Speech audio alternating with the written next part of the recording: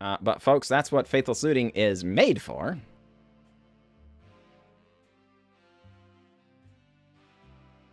Greetings, everyone. I'm glad to be here, and I'm glad that you are here. Today's jank is in Historic, and oh boy, this one is wild. I think it's actually kind of a good deck, though. Many of you are familiar with the jank all-star Parhelion. 8 mana, 5/5 flying first strike vigilance, and whenever it attacks, create 2 4/4 white angel creature tokens with flying and vigilance that are attacking. So if you attack with this, you're attacking for 13 damage. Flying and vigilant. 5 of it is first strike. And then you just crew it up again next turn with one of the angels you created and attack in for even more damage, right? So the problem is, it's been around since War of the Spark, and, you know, it's only ever seen play in jank decks because it costs 8 mana. That's an interminably large amount of mana, right? And then you've also got to have creatures on board to actually crew it. So, you know, we've done some things with it on the channel before, but it's always been a little iffy. Newly printed Greasefang Okiba Boss, 3 mana, 4/3 Rat Pilot. At the beginning of combat on your turn, return target vehicle card from your graveyard to the battlefield. It gains haste. Return it to its owner's hand at the beginning of your next end step. That's right, folks. That's right. We are reanimating our Parhelions to the battlefield. Then we crew it with the Greasefang and attack for 13 as soon as turn 3. So how do we facilitate this? Well, we have Faithless Lootings primarily, then some Thrilling Discoveries, and some Seasoned Pyromancers as well. Seasoned Pyromancer has the added benefit of also being able to crew it, so our Greasefang can actually attack. A 3 mana 4/3 is a good rate. The creature side of Bone Crusher Giant is a very, very solid card, right? So the Greasefang being able to attack as well takes it from 13 damage up to 17 damage we can be swinging with if we can crew it with someone other than Greasefang. But Greasefang, folks, can crew Parhelion because it's crew 4, right? So very, very exciting times. And of course, we are, with the Faithless Looting specifically, we can Faithless Loot to draw into our Greasefangs and all that kind of stuff, get Parhelions into the bin, but then also flash Faithless Looting back to discard the Parhelion after it's been returned to our hand. So we can just go ahead and do it again next turn, right?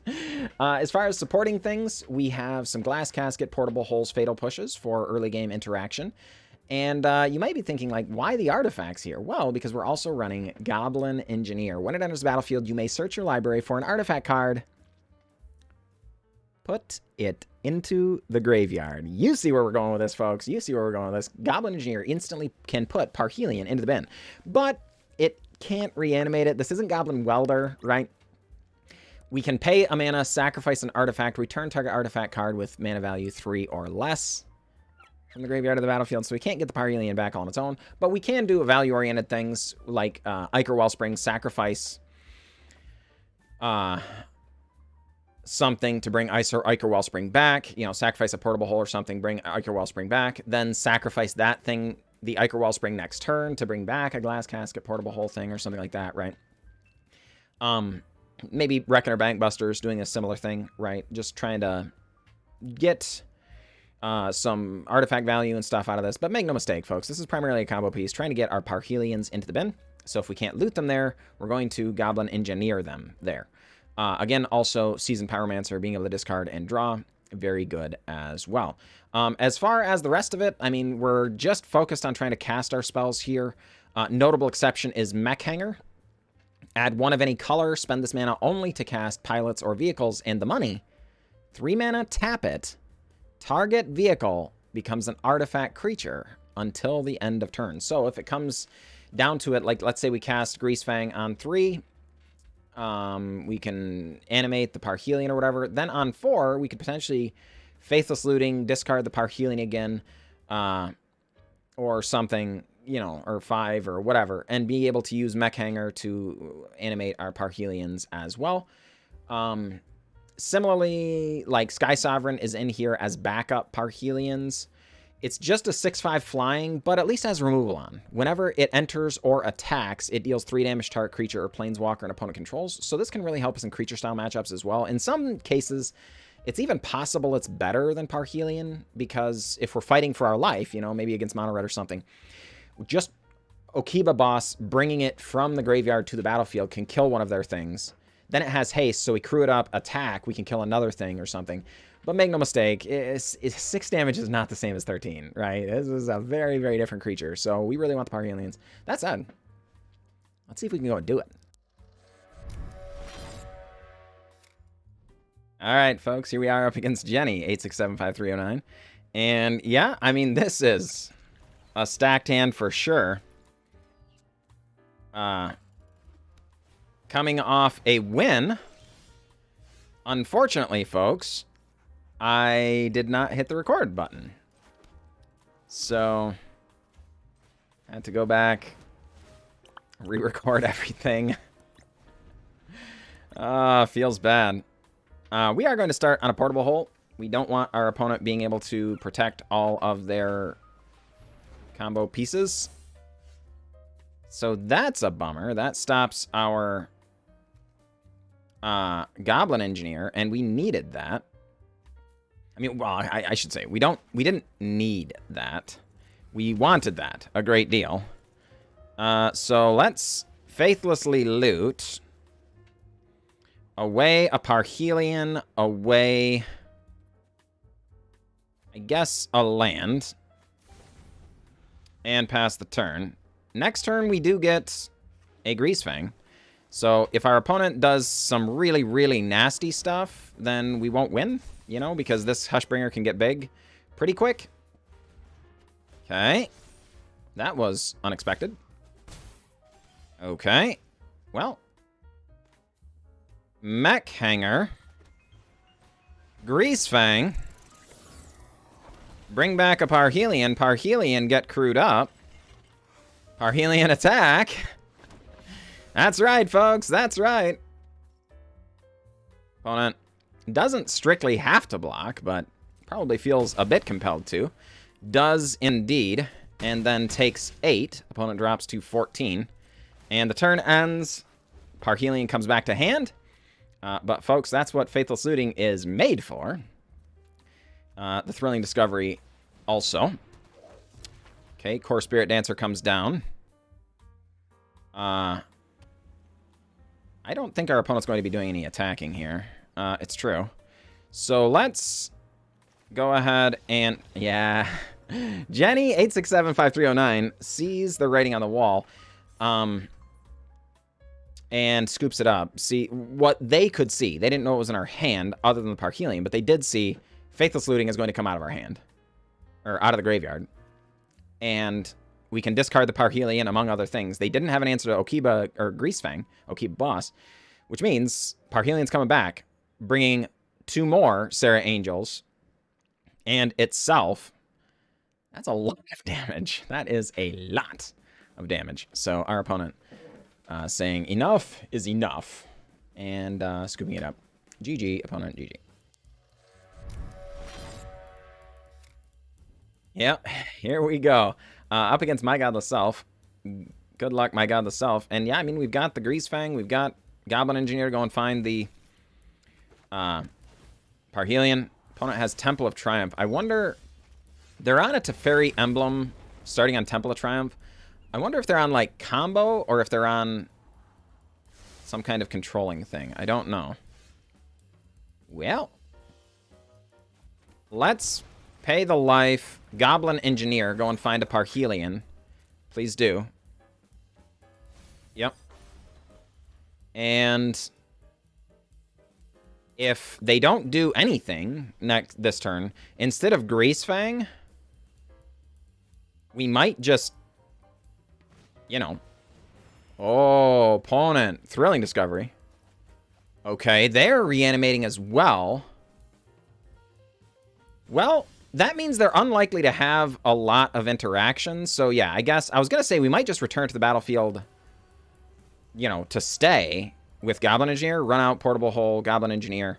But Considering they're also reanimating, I think we're just going to go ahead and do it this way. Get in. Yep. Our opponent, facing down an awful lot, sends the Parhelion back to hand. Untapped land, Unburial Rites? I mean, the Elishnorn is a nasty, nasty creature, but it doesn't have flying. Yeah, I mean, we're not, you know, thrilled about that or anything, but Faithless Looting. Parhelion. Portable Hole. We want to keep the other one in our hand just in case our opponent does something nasty. You know? Combat. Bring it back. Crew it up. And yeah, our opponent just scoops it up. So, the Elishnorn, not exactly what we wanted to see over there, but, I mean, it's certainly not a big deal. So, GG, opponent, GG. Alright, folks, here we are. Up against Wizard Walker.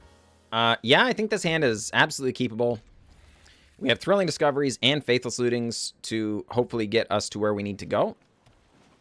We're going to start... Oh, crud. Opponent has a Dragon's Rage Channeler. That part, not great.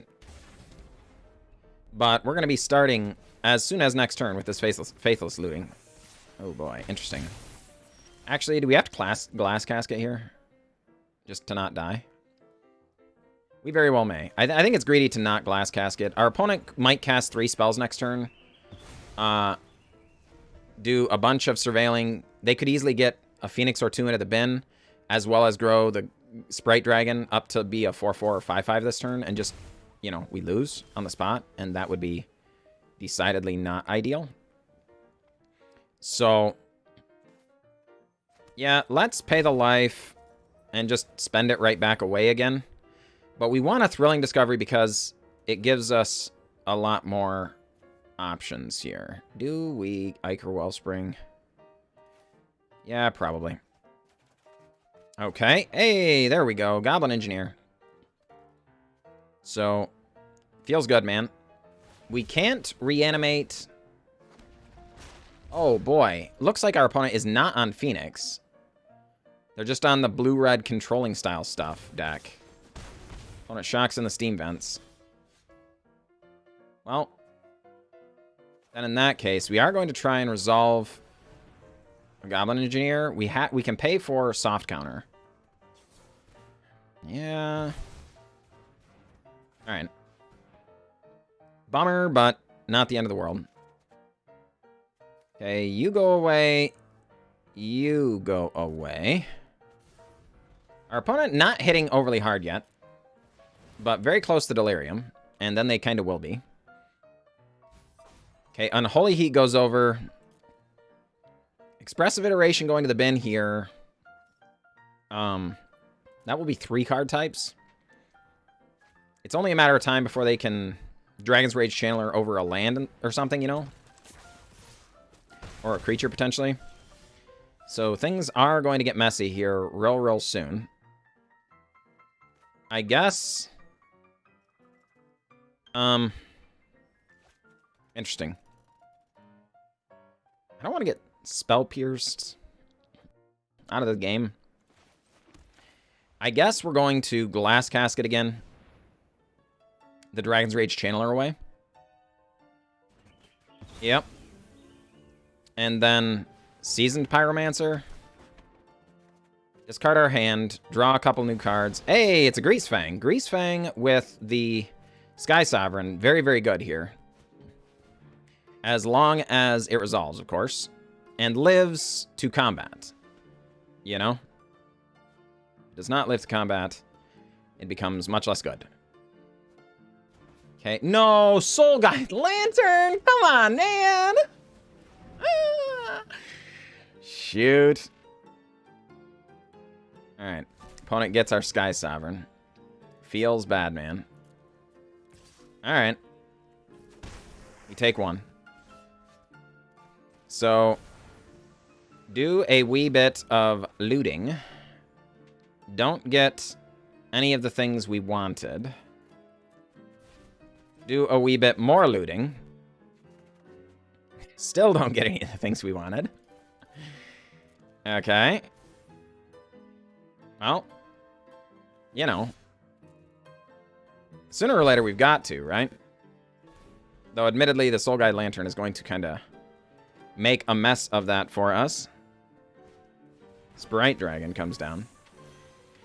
And Expressive Iteration. Sure. Man, our opponent has had a very, very good draw. Expressive Iteration is likely the best card in their deck, honestly. And they've had 3. Yeah. Bummer, man. Alright, we dropped to 19, or to 9. Okay. Then I guess we just Faithless Looting again. Drop you. And you? And then attack. Our opponent's shocked in the Steam Vents. I have to believe they're either spending the mana or they have counter magic here. So we're going to wait. Okay. Trying to kill an Insectile Aberration. We kind of expect our opponent to Archmage Charm it. Yep. And take damage down to 2. Did we get it? Doesn't look like it. Darn it, folks. We have a whole bunch of Parhelions and stuff. We're down to halfway in our deck. We only got just the one. And we needed to be able to shoot through the Soul Guide Lantern. None of that happened. So, alright. You got us, opponent. You got us. It happens. It happens. GG. Alright, folks. We are up against a really long string of numbers. I think we're going to keep this, as odd as it sounds, because we have a lot of looting effects. We have Seasoned Pyromancers, we have Thrilling Discoveries, we have Faithless Lootings. That's a lot of ways of looting stuff away. And we have the Reckoner Bankbuster to hopefully help us draw actual physical cards and hopefully find us some of those looting effects. If our opponent has Spell Pierce here, that is a serious blowout. Because we are kind of leaning on this card. Okay. Oh, the opponent has Otherworldly Gaze. Oh, crud. Is this... yeah, Dragonstorm. Ooh, yuck. Okay. This is not a very quick start. We were really kind of leaning on these portable holes. Opponent doesn't... Yeah, I was going to say, doesn't want the Skysovereign in the bin. I was hoping they didn't know that. Trying to inform our land drop here. Hey! It happens. Faithless Looting. This is a really, really good thing to have happen on this turn. So, going to discard those things. We do need to get a Greasefang. And a Parhelion specifically would be really, really good to do. Opponent Otherworldly Gazes. Oh, crud. They get a Mizzix Mastery into the bin. They get an Ultimatum into the bin. EI. Okay, well. Darn it, folks. This is a good one. Greasefang, animate the Skysovereign, get in for 6. Is it enough? We'll find out. Opponent Otherworldly Gazes again. Folks, they have been very, very greedy with their Otherworldly Gazes. And have not been keeping lands or anything. Okay. Opponent. Thinking about it. Considering. Okay, so Skysovereign. Yeah, I think it's still just got to be this, right? Discard a couple of cards. It's going to be... Yep. Like that. And then land. Yeah, we got them. Okay, so here's the thing, right? We were going to be able to crew up with these creatures, you know? And we wouldn't, we would still be able to swing really hard. So our opponent would have to be able to kill us next turn, and it wasn't going to happen. So GG, opponent, GG. All right, folks, we are back. And honestly, it was a wild time. We had a great time. This deck was really good. We played 7 games. Let's see. We lost twice. We had one really, really cool game that I really wish I could show you, but I forgot to hit the record button, so you didn't get to see it. We actually hard cast Parhelion on the first match that we played, and ended up crewing it and attacking in with the Mech Hangar for the win.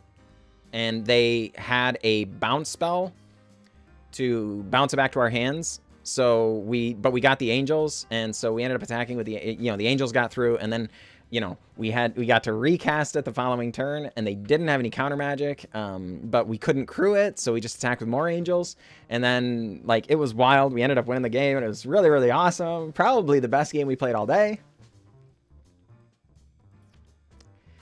It didn't get recorded, so you'll have to take my word for it, I guess. But it was fun. Like I say, we also had a win that was pretty uneventful.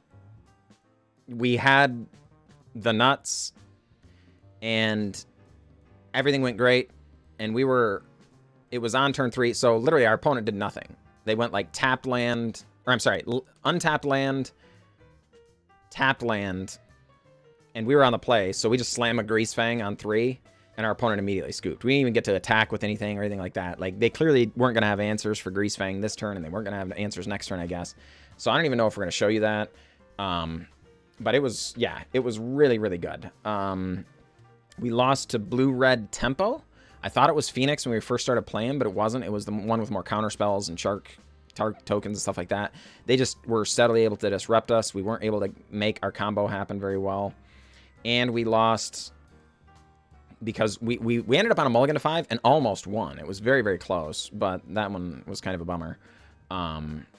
Because we just couldn't, quite get it all together. But, man, oh man, the deck was great. As far as things we might do to change it, I think maybe we want all of the thrilling discoveries, perhaps. How do we get those? I'm not sure. Because the Goblin Engineer is also really good, just being able to put the Parhelion in the graveyard. But it doesn't always... we can't always reanimate stuff with it if we don't have other artifacts in play. So I don't know, maybe the fatal pushes are just supposed to be more artifacts of some variety.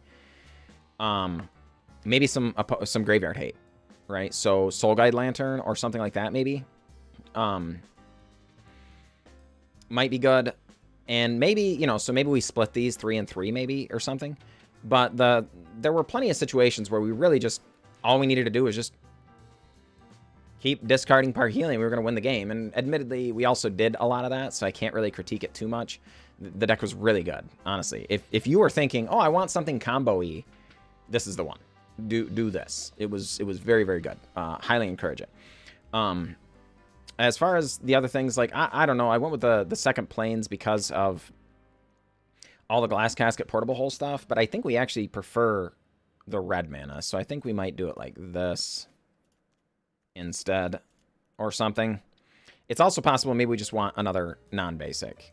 Maybe instead have one of each, but have a pathway or something maybe. So you might make that change as well. But on the whole, folks, the deck was great. Couldn't encourage it more. Craft away without fear. I think this deck is sick. Like and subscribe, do all those sorts of things. I really appreciate all your support. And, check out the Twitch stream too, if that sort of thing appeals to you. So thank you all for watching, and I will catch you all next time.